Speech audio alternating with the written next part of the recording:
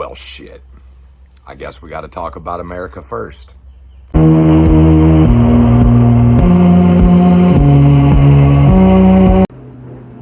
Plane overhead. Anyway, first coined by slavery apologist and lost cause mythologizer Woodrow Wilson, America First purports to be a policy that does exactly what it says. Is it though? September 4th, 1940, the America First Coalition was founded, sort of an outgrowth of the America First policies of Woodrow Wilson. Woodrow Wilson. His name is Woodrow Wilson, and he was a piece of shit. In any case, the America First Coalition strongly advocated for isolationism and definitely wanted the United States to stay out of World War II. Over 450 chapters and peaking out around 800,000 paying members, it was one of the largest anti-war organizations in the United States history. And Charles Lindbergh was its spokesperson. You know the guy. Baby got kidnapped in 1932. Papers declared it the crime of the century, which I don't know how, because true crime YouTube didn't even exist back then. Stopping short of being an actual Nazi sympathizer himself, Lindbergh did argue quite impassionately and frequently that it was important that the Western world not stop Hitler before he had the chance to turn his forces against Soviet communism, which would lead to the decline of Western society if not prevented.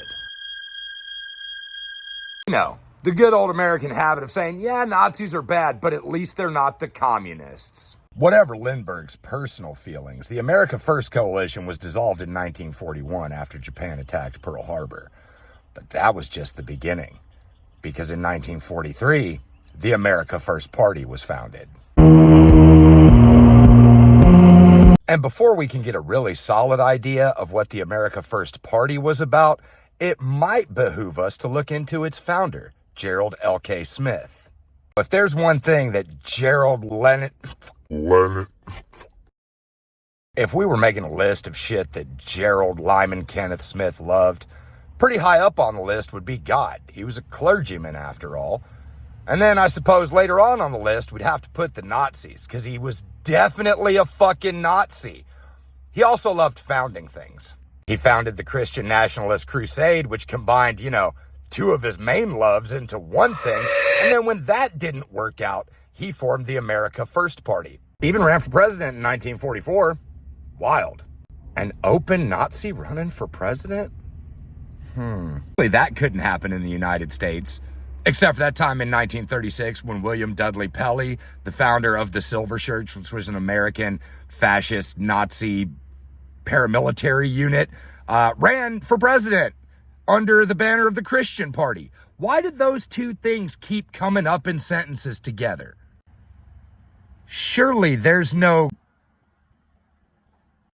link between Christian nationalism and Nazism, right? Like, two things just can't possibly be related. It's fucking gross and worrying. Let's get a palate cleanser. What's up, bub? What's up, Jim? What are you doing? Having fun. You going back into Memos? Yep. Give me a smooch. Mwah. Mwah. I love you. Love you. World War II and the Red Scare and the terrifying 60s. America First, as both a policy and a political party, has been resurrected several times. Of course, all of them are on the right. Of course, all of them have at least some sort of tie to Christian nationalism or flat out racism. And, of course, they're all terrible. America First was touted as Donald Trump's official foreign policy in his first, only term.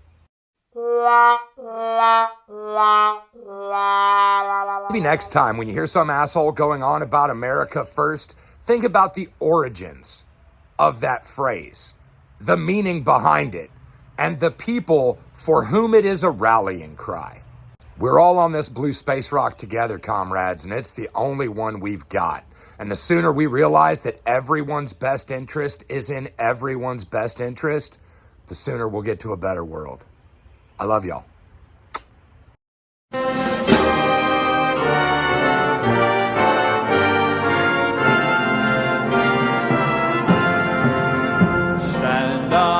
all victims of oppression, for the tyrants fear your